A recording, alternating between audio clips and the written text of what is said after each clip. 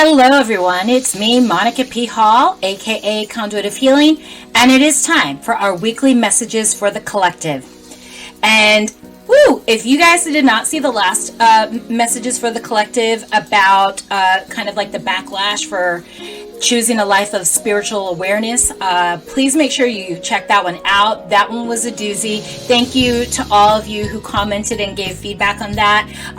And also thank you to those of you who've reached out to me and, provided me with gratitude and thanks for these messages. It really does mean a lot, and I'm so glad that you are getting something from these messages and that it is helping you on your own spiritual journey. Okay? What we're going to talk about today is, timely. It is powerful, and it really kind of helps take high concepts and really bring it back to earth so we understand the patterns and why things are the way that they are and how did they get there. And I'll explain what I mean in a second. But first, if you have enjoyed the past messages, if you've been enjoying this channel, please make sure you are subscribed to this channel and have, hit the like button on all the videos that really kind of did something for you. Please make sure you leave comments. Please make sure you're sharing these messages. I know people need them. They need all the encouragement, all the help, all the tools that they can get in these times. It has, not gotten easier in the last 5 years. If anything, I feel like it's gotten more acute. It's gotten more sharp, and, we have to become more aware, more sharp, more conscious about the decisions that are in front of us that have to be made and the consequences therein before we make these decisions. All right. So again, thanks so much. Subscribe, like, and share. And definitely comment. All right, so let's get into this week's message because, it's a doozy. Listen. Because I write this down. I always feel like I need to do this. I don't know why, but just so you know that these messages really are very clear, very succinct, and when I write them down for you, I am able to give them to you very clearly. So yeah, I'm probably always going to write it down. The Cruise says, when you want something not for you, understand that any interaction or possession of what isn't yours is temporary. People believe they are opposed to tyrants and dictators. But the truth is, whenever you lie, manipulate, maneuver, or strategize to disregard free will or universal law, you are setting yourself up for failure and a tough lesson. What is not for you will never be yours. It will always be leaving, and you will always be chasing until you accept the loss. Ego makes tyrants and dictators of those who refuse to accept free will. Now, when we typically are talking about tyrants and dictators, everybody wants to think about things on a high level. Local government, federal government, national government, different countries. We always think about kings and queens and, presidents and tribal leaders when we think about tyrants. But I'm telling you, what you are really seeing in those cases is you're seeing the ego given so much power by free-willed individuals that it has literally gotten to its darkest, sickest, twisted, most sinister state. But getting to that level, that's not the issue. The issue is making sure that from a very young age and before we can really be allowed to be out of control, that we get schooled, that we get taught, that we get corrected in terms of the powers of the ego and its limitations. So I want to talk about this because as a psychic medium, as a Reiki master teacher, as someone who is constantly reading for other people, we don't really see ourselves in the way that we should. And we don't see that our wants and desires for other people, for other people's things, for things that we desire but are not in our best and highest good, we don't see that pursuing those things is a problem. And we don't see it because it has been normalized in such a way that when you are the person who's scheming, lying, manipulating, maneuvering, strategizing to having your way in spite of somebody's objections, they don't want to participate, they don't want to be with you, they don't want to give you their things, they don't want to participate in whatever your ego is pushing for. We have normalized dismissing those people, dismissing their free will. We have normalized thinking that you can be in a situation such as a community or a family or a tribe, and that what you want and what you desire supersedes everyone else's free will. And we continue to normalize it and tell somebody, oh, you're a leader. Oh, you're driven. Oh, you're powerful.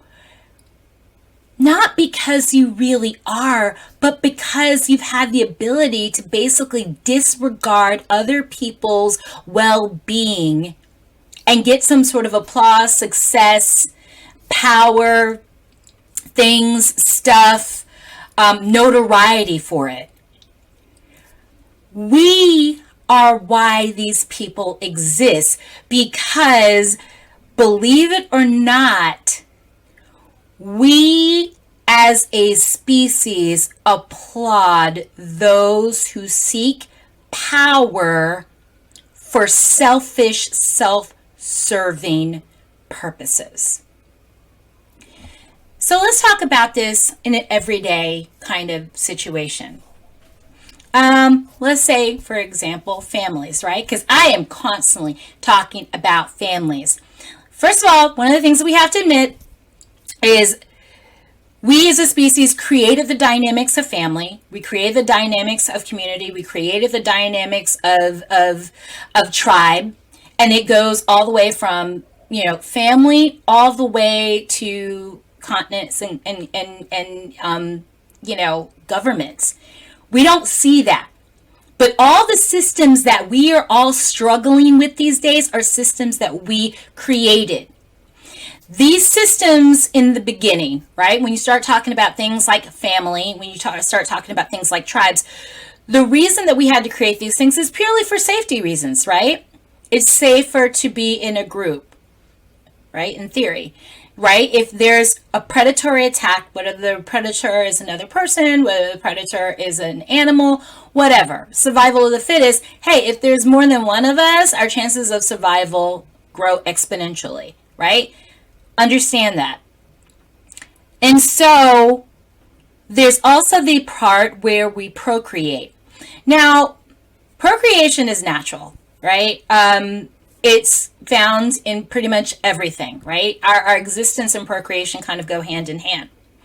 But then as we started creating the systems of family, community, and so on and so forth, we realized if given the chance, some of us may not stay in the group. They may not stay in the family. They may not stay in the tribe. They may not stay in the religious practice. So what do? We created rules, regulations, obligations so that people feel psychologically on some level either trapped or beholden to maintaining these systems. And we convince individuals to self-sacrifice for the sake of the whole.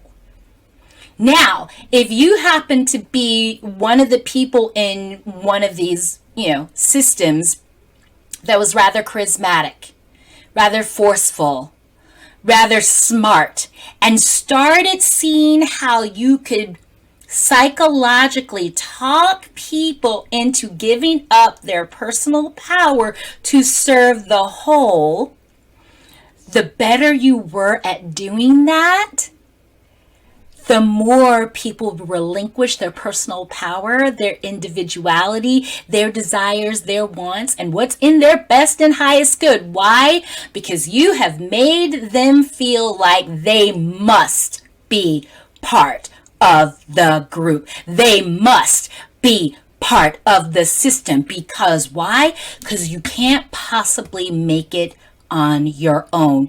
Let me know if this sounds familiar. You need your family. It's the only one you're ever going to get. No one cares about you like your family does. No one loves you like your mama, like your daddy, like your sister, like your brother. At the end of the day, if nobody else cares for you, your family's going to be there for you.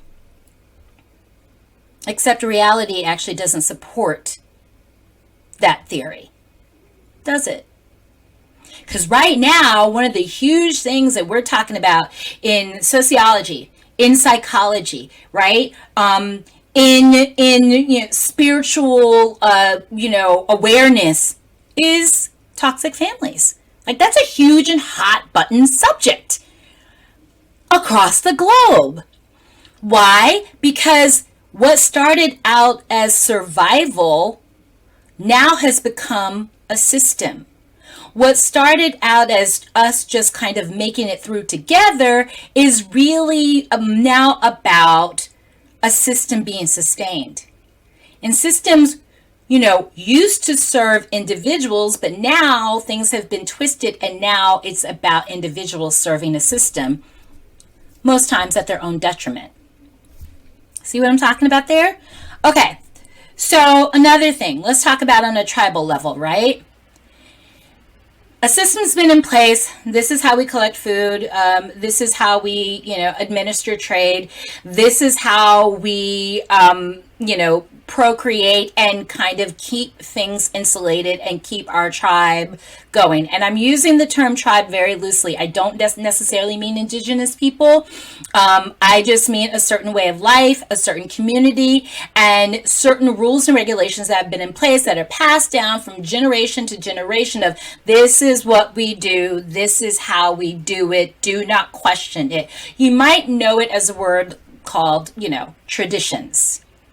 Well, we always marry these kinds of people. We always, conduct marriages in this kind of way. We always trade in this kind of way. And if you are outside of this parameter, you are an other, and the tribe will turn its back on you. And how will you survive alone?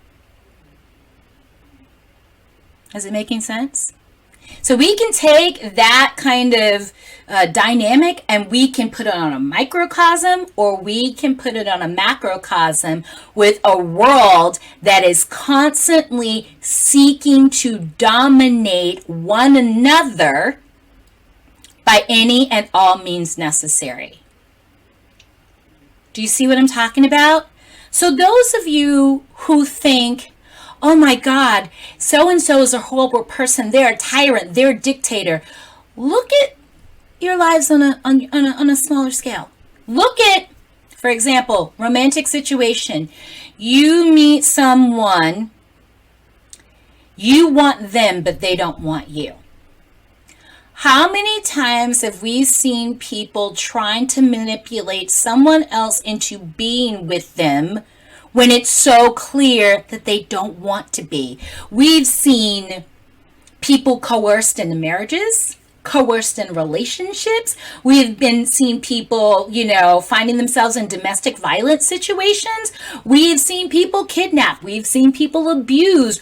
Why? Because someone wants something or another person or a situation that isn't for them. And rather than accepting that loss, the ego would rather not only create chaos, but to destroy, to have its way. Now, I'm constantly telling people, this person doesn't feel for you what you feel for them. This situation is not in your best and highest good. Most of the time when a person finds themselves, getting a reading from me, they know it and they're just looking for somebody to basically say it to them again so they can finally accept it.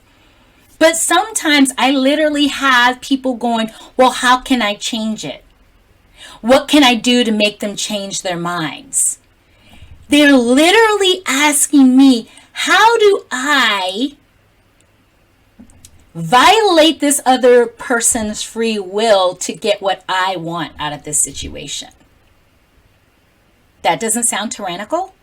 That doesn't sound like somebody trying to dictate another person to another person what their feelings should be. Not in the best and highest good of the other person, but to please the ego of the person who's willing to manipulate, willing to lie, willing to coerce, as long as they get what they want. How many of you know children born out of those situations? How many of you know marriages that came about because of those situations? How many of you have been the person actually doing all those things to get what you want? So that's in relationships. That's every day. Listen, I'm going to have to tell you the truth. If you're the person justifying lying, justifying manipulation, justifying violence, threatening somebody because you're under the impression I deserve to get what I want, fuck your feelings, fuck your well-being. It doesn't matter if you don't want me. It doesn't matter if you don't want what I want. I'm getting what I want, and I'm going to make you give it to me. You are a tyrant. You are a bully. You are trying to dictate to someone else how to live their lives for the service of yourself. So don't think it's impossible for you to be one of these people in history that was so horrible and so cruel and so mean and so sinister and so evil. We all have the possibility. We all have the potential. The difference is choice and the amount of people we can coerce into acquiescing their power and giving it to us. So when you find dictators on a large scale, on a high level, let's say it's the head of a corporation who, runs a company with an iron fist, who, insists on a certain level of productivity, who does not take into consideration the lives of the people he or she are using in order to bring about their own success. When you don't care, you are a tyrant. You are a bully. And you should understand there's going to be backlash from that. It could be a strike. All the workers just decide they're going to go on strike. They're not going to, accept being treated so cruelly, so thoughtlessly, and be treated like they are tools rather than human beings. So this whole idea of being a tyrant, being a dictator, it's not unthinkable. It's been here since we've been here. Since, if you want to talk about biblical times, according to the Holy Bible or some version of it, it started with, Cain and Abel. Somebody not want to acquiescing, their power to another person. So what ended up happening? One kills the other. Okay? Think about it in your life. If you value free will, if you value peace, if you value love in its truest and purest form, you don't need to force these things. If you have to force someone to be with you, they're not for you. If you have to lie, if you have to manipulate, if you have to scheme in order to get something done, it's not for you. And here's the thing, and I've had this conversation many times. Someone has coerced someone into having a child with them. They've coerced someone into marrying them, and they've been able to kind of get away with it for all these years, and then they're surprised when the person cheats on them. Then they're surprised when the person wants to leave them. What are you surprised about? You thought you won just because, what, you got a kid? You thought you won just because you got a ring?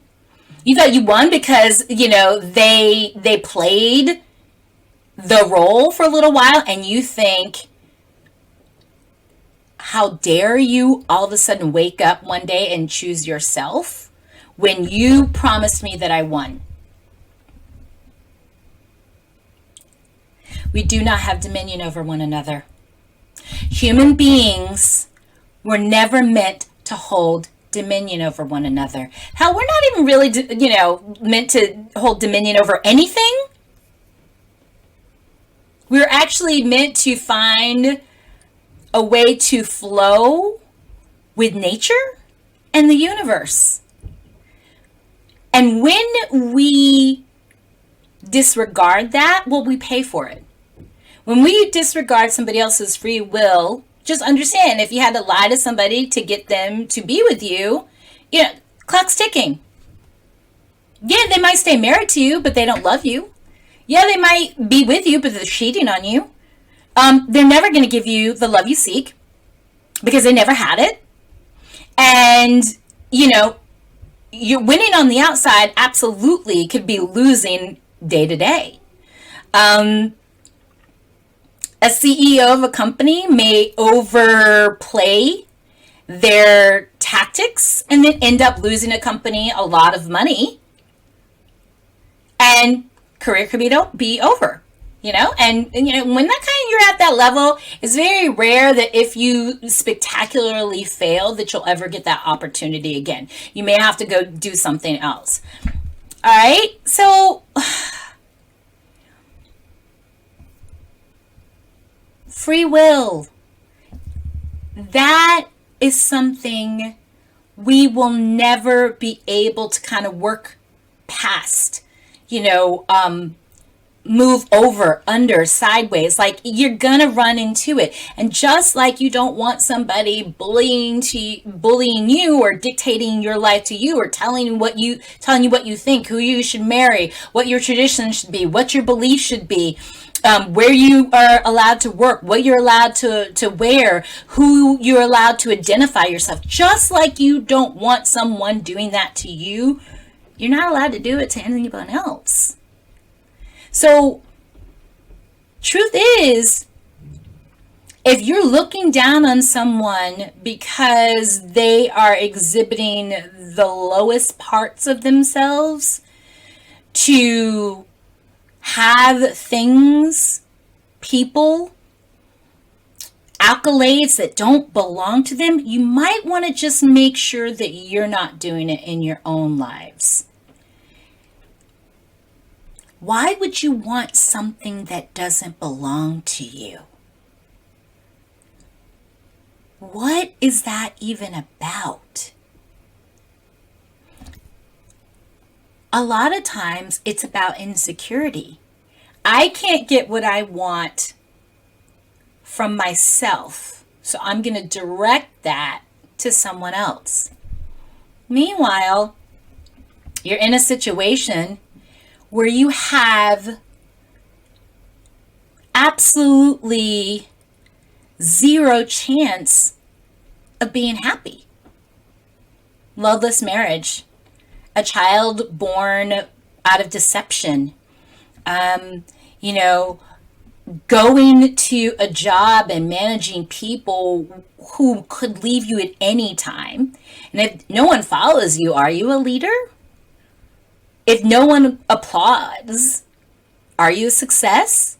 And we're seeing that, right? We're seeing that now that something has really gone wrong in terms of the human being and understanding our role in all of this thing that we call the world. We have truly and honestly been brainwashed into believing that we're at the top of some sort of food chain, that we lead nature, that we own it, that we can use it, that we can destroy it, and there not being any consequences to it. I mean, here we are, we're cutting down all the trees, and last time I checked, we actually need trees to breathe. We need trees to exhale in order for us to inhale. We are polluting water as if we don't need water for our bodies to function. We are polluting water as if our brains are exposed to too much toxicity, that they don't start shutting down and afflict us. It's bad. The whole idea of dominating and being tyrannical, towards nature is where we're at right now. So we are under the impression that we set the rules for nature, set the rules for one another, set the rules for the animal kingdom. Like, we're taking our whole existence and we are threatening it because we cannot accept our place in all of this. So, what am I saying? What I'm saying is, it is so much better, safer, important, forward thinking for you to really get to know yourself on a spiritual level. Because in spirit, with spiritual awareness, it's very clear to you that we're a part of something. We're not the owners of anything. We're not the dictators of anything, but we are actually part of this symphony we call life. We're not the conductors. The conductor is all there is. And how can I say that so clearly? Because look at how it all works, right? The planet doesn't need the human beings here. The animals don't need us here. We need all of them. We need the ecosystem. We need the planet to be well. We need the air. We need the water. We need the sustenance. Why? Because this don't work without it. Our physical self does not work without it. So we really have to start valuing as opposed to start, continue to try to own.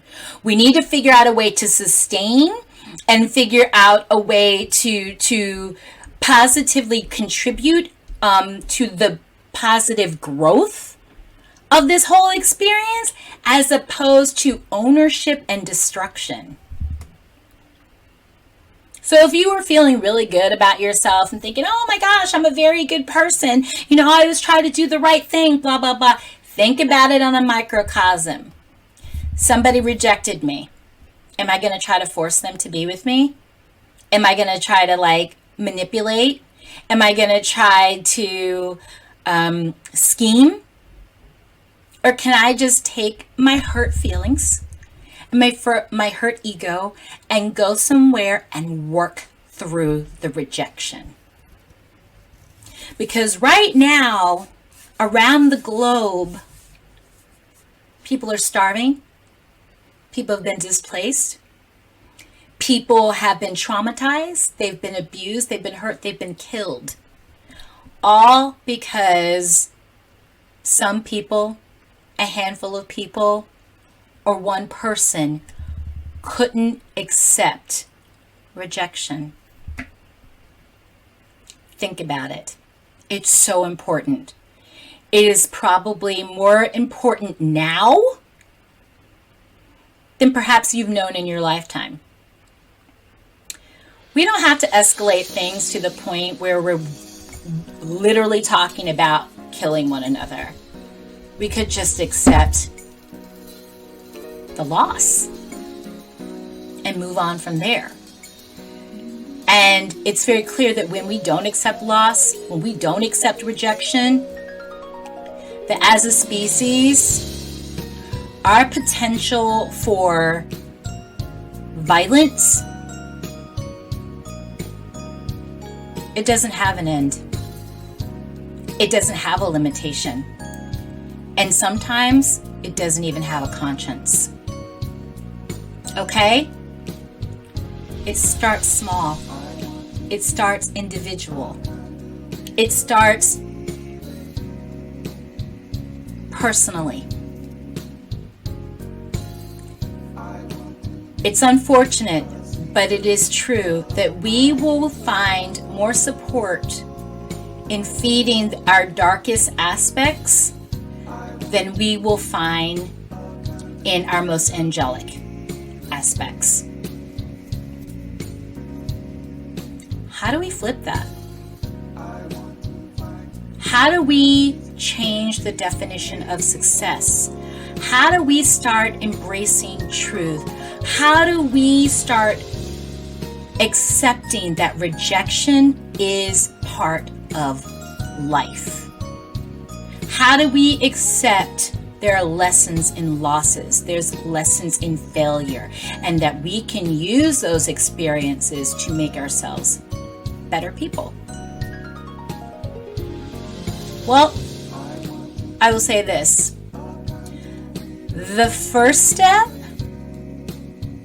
is to examine the choices we make and why we make those choices.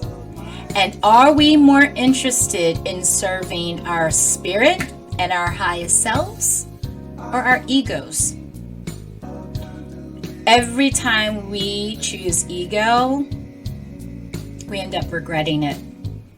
You would think we would learn, but it's real out there.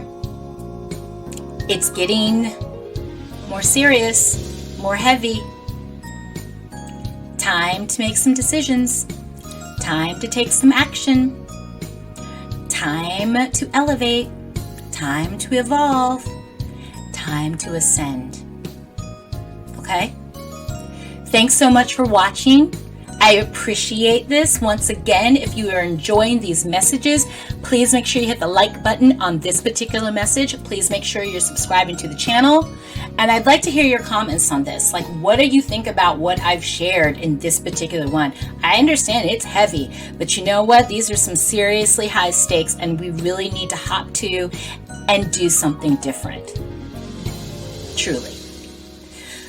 All right, everyone, I will see you next week. I'm almost kind of nervous to see what the crew is going to say to us next week, but you know, this is what I do, and this is what I'm here for. All right?